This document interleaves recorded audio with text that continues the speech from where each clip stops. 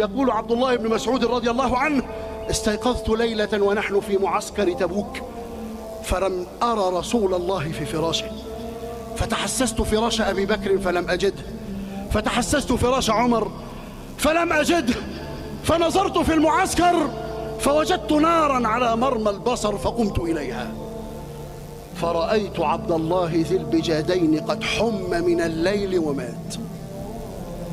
معسكر كله نايم، والذي يسأل عن من حيا ومات ومرض رسول الله. قرة عينك أبدا لا يمكن السماح أبدا بالتطاول عليه أبدا. قرة عينك من مهد لك، وقولته التاريخية في الدنيا والآخرة: أمتي اليوم أمتي.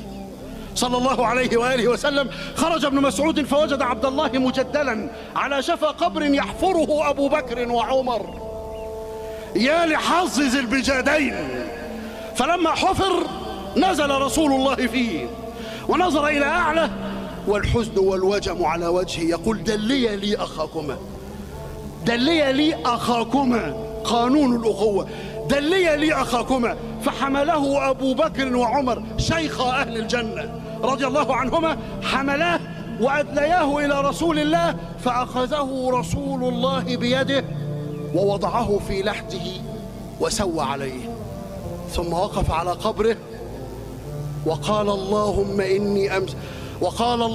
إني أمسيت عنه راض فارض عنه، اللهم إني أمسيت عنه راض فارض عنه، اللهم إني أمسيت عنه راض فارض عنه.